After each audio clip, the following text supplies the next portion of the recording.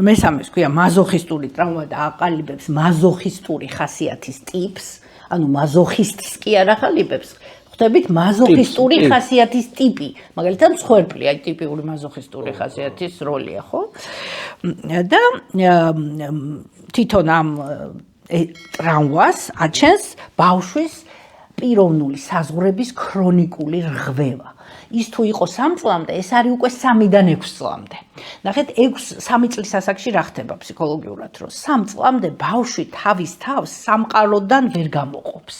აი თავის თავზეც მესამე პირში ლაპარაკობენ ხოლმე ბავშვები. იმიტომ რომ ვერ გამოყოფს, ჯერ ის მე არა აქვს, აი თავის თავს ვერ გამოყოფს და 3 წლიდან უკვე იწყება ეს, რომ გამოყოფს სამყაროდან თავის თავს, უკვე ითხოვს ავტონომიურობას, მანამდეც ითხოვს, მაგრამ აქ უკვე მკვეთრად არის ეს, რომ გაითვალისწინო, მის საზღვრებში არ შეიჭრა, დაიცვა ეს ყველაფერი.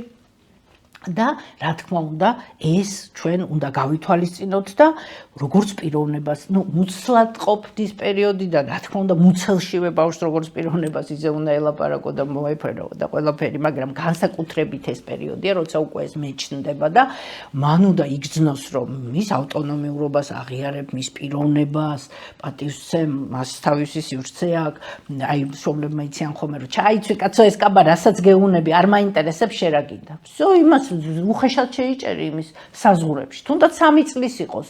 მიდის დაბადების დღეზე და უნდა რომ სხვა კაფა ჩაიცვას და ჩაიცვას. ეს არის მის რო აღიარე, ხო, მისი რაღაცა პიროვნულობა, ავტონომიურობა, ხო, მისი საზღვრები. იქნებ შესციუ და როგორ აუხსნას მშობელმა რომ არ იქცევა სწორად მაშინ. იცი რა, ეხა თუ მართლა სიცოცხლისთვის საშიშია და 40 გრადუსი ყინვა და ის სარაფანით მოდის, ეხა მანდ რა თქმა უნდა, ეხა ეს სისულელე არ უნდა ქნას მშობელმა რომ სარაფნით არ გაიყვანოს, მაგრამ თუნდაც გაცივდეს, თუნდაც რაღაც სურდო დაემართოს, ჯობია რომ აი თვითონ მიიღოს ბავშვმა ეს გამოცდილება, რომ თვითონ მოგთხოვს, მე ეს ერთხელ რომ მოხდება, თვითონ მოგთხოვს, მე მოდი ქუდს დავეხურავ რა.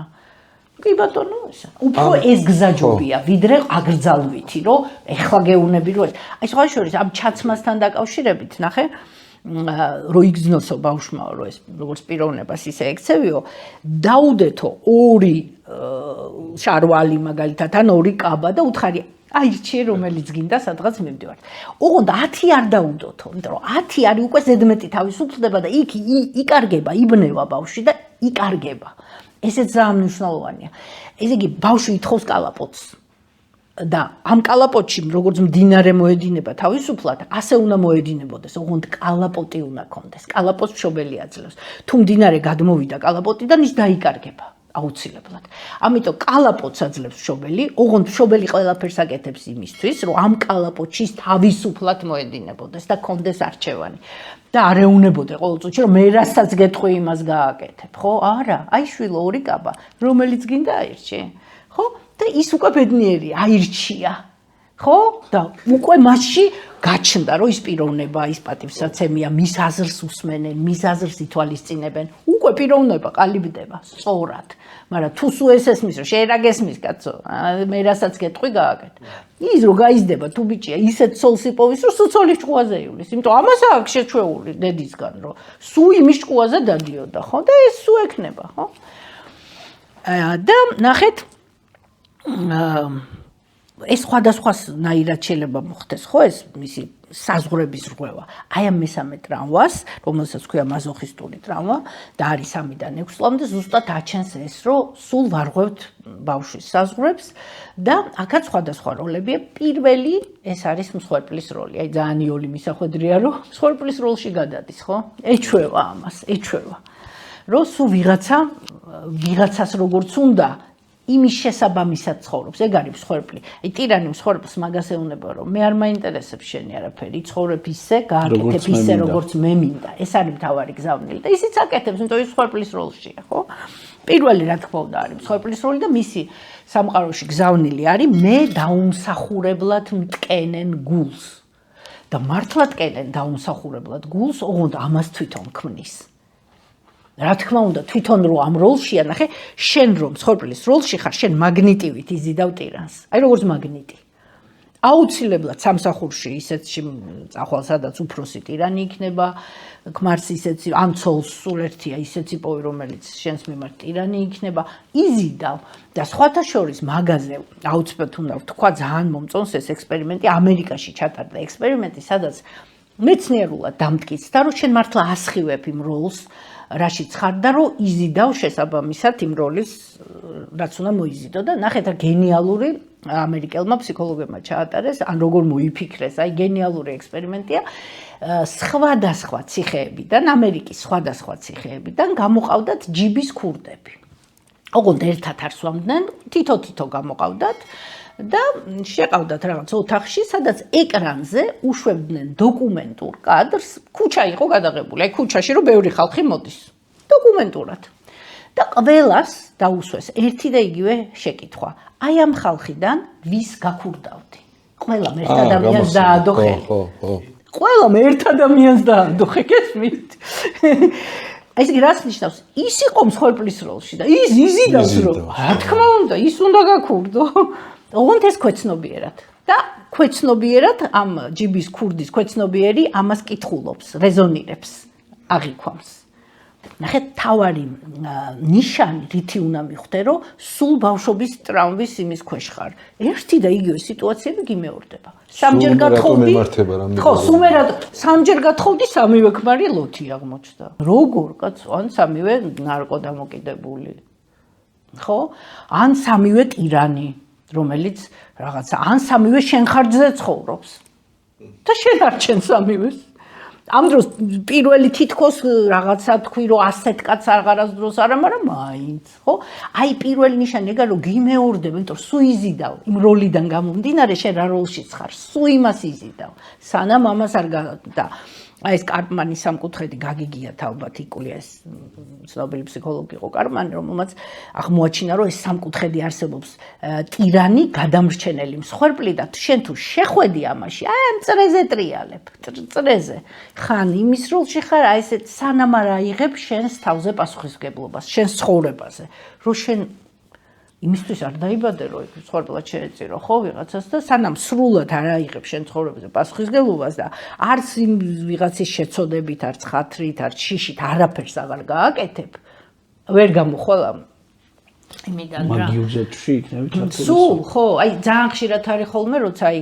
სასმელზე აქვს თქვათ ქმარი დამოკიდებული და ამ როლებს ესე თვალნათლივ ჩანს ხოლმე როგორ ცვლიან რომ თუ ცოლი ეჩხუბება და შეაზედო ჟელოდო და ჟეიზა და რაღაცეები და მიხედე ოჯახს და რაღაცა ამ შემთხვევაში ცოლია ტირანი ქმარია მსხვერპლი ხო ამას რო ისმენს მე ვთქვათ ისწავა დალევს მოვა დაამტროს ყველაფერს პირიქით ის არის ტირანია საერთოდ მე ეს ქალი გადაეკიდება როგორც გადამრჩენლის როლში მესამე როლია გადამრჩენელი შევა გადამრჩენლის როლში და გადაეკიდება რომ მოდი იმკურნალე დაგაწვენ ფულს ვისესხებ ოღონდ იმკურნალე და დაითანხმებს ამაზე ანუ გაიმარჯვებს ეს გადამრჩენლის როლში და დაწვება ის და ხა ის გადადის მსხვერპლის როლში ეს არის გადამრჩენელი რომ აი დაითანხმა და უმკურნალა ხო მე ეჭიქას დალევს და ისევ ეს შეიძლება 20, 30, 40 წელი გაგრძელდეს. სანამ არ აიღებს პასუხისმგებლობას ის ადამიანი, რომ არ გამოვა და ძალიან ხშირად ადამიანს რა გვიშლის ხელს. ნახეთ, ესეც ფორმულაა, აი როგორც ფორმულა ისეა, რომ არაფერი არ გააკეთოთო, არც ვიღაცის ხათრით, არც რაღაცის ან ვიღაცის შიშით, ან შეცოდებით, ან ზედმეტი დანაშაულის გზნობით. თუ ამიტო აკეთებთო, მიხვდითო რომ იმის საპირისპირო გაქვთ გასაკეთებელიო. აი ვთქვათ ქმარი თუ გეცოდება და იმიტომ ვერ შორდები რომ ფიქრობ რომ გაბომжდება, დაიღუპება, ნუ ის იმისი გზაა, ხო? და მარტო შეცოდების გამო ჩერდები უნდა მიხვდე რომ იმის საპირისპიროს იქ უნდა წამოხვიდე ხო მაგრამ როგორც წესი აი რომ გადახედოთ ყველა ცხოვრობს ან შიშით აი სამსახურიდან არ მოდის იმიტომ რომ ვერ ვიშოვი ვერაფერს და მშიერი მოვკვდები არა და სულ სხვა რაღაცის კეთება უნდა და იქ არის აი გაძლებაზე და გაძლებაზე რო ხარ 10 წელი მე ეჩვევი და არა მარტო ეჩვევი ავატყოფობა გემართება ფსიქოსომატური სიმსივნეც კი შეიძლება დაგემართოს იმიტომ რომ შენ გაუსაძლის იმაში ხარ და ვერ უძლებს ამას უკვე ფსიქოსომატიკაში ეს აისახება და გემართება ფსიქოსომატური დაავადებები ხო და ძალიან ხშირად ეს არის აი ეს არგუმენტები რომ მეშინია ვაიმე იმის ხათრით რაღაცა ხალხი რა სიტყვის მეწოდება ძალიან ხშირად არის მეწოდება მარტო შეწოდების გამო რო არიან ერთად ეს ძალიან ხშირია. სისულელია ბოდიშვიხტი ამ სიტყვას. ხო, ნამდვილად, მაგრამ ვერ აცნობიერებს ამას ადამიანი. კარგი, ესე იგი ეს განვიხილეთ. ეხლა პირველი მსხვერპლის როლი ვთქვით, მეორე როლი არის განტევების ვაცი. ანუ ეს გავს რა თქმა უნდა მსხვერპლის როლს, მაგრამ განსხვავდება. აი განტევების ვაცი არის ყველა ჯოხი რო იმაზე ტყდება რა.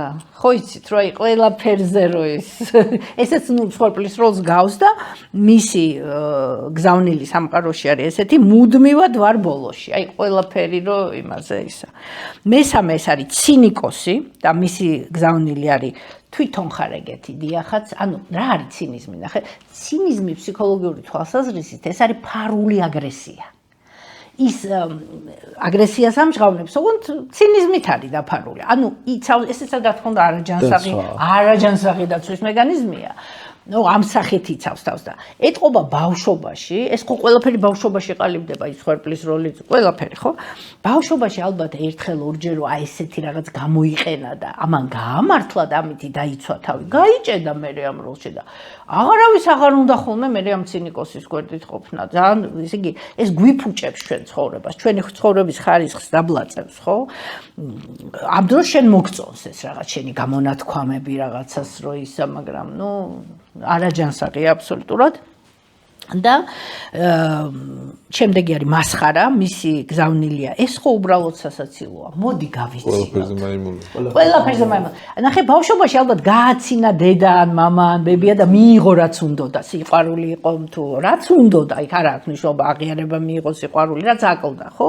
ერთხელ გამოუვიდა, ორჯერ მიხვდა რომ უი რა კაი გზაა და ერთი ბილიკი რო გაკვალა, აღარც ხედავს რომ იქ უამრავი სხვა გზებია რომ იგივე მიიღო შენ ჯანსაღი გზები და აღარ გჭირდება სულ ეს მასხარაო, მაგრამ всё შეეზარდა ეს ნიღაბი ვეღარ იხსნის და გაიხსენეთ ხა ესეთი ხო კლასში ყოველთვის ერთიანური ეგეთი მასხარა რომ მთელ კლასს რო აცინებს და არის ბედნიერი და მე როგორც დასრულებაში ამ ადამიანს უკვე სერიოზულად აღარავინ აღიქვამს ერთი ეგროა სერიოზულად არ უყო და მეორეც ერთი სპეციალურად პატიჟებენ დაბადების დღეებს რომ გაგვაცინებსო და ნახეთ ახლა ამ ადამიანისთვის ეს რო გააცნობიეროს და მასხრის როლიდან გამოვიდეს მეგობრების 90%-ს დაკარგავს, იმიტომ რომ აღმოჩნდება, რომ იმიტომ ეძახოდნენ, რომ კალკაზიანზე დაგვაყენებს, ანეკდოტებს მოყვება, გაგვაცინებს. შეიძლება ერთი მეგობარი დარჩეს, მაგრამ არ ჯობია ერთი დაგრჩეს და ნაღდი და შენც ნაღდი იყო, ვიდრე მასხარა იყო.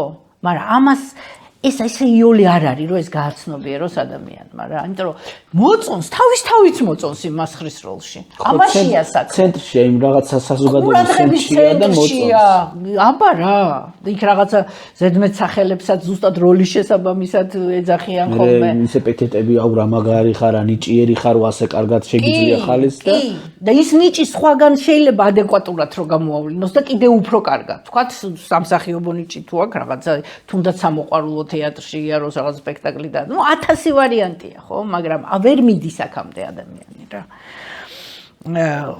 და იმიტომ ამბობ რომ 98% მაგროლებით კვდება, ეხლა ვინ აცნობიერებს ძალიან ცოტა.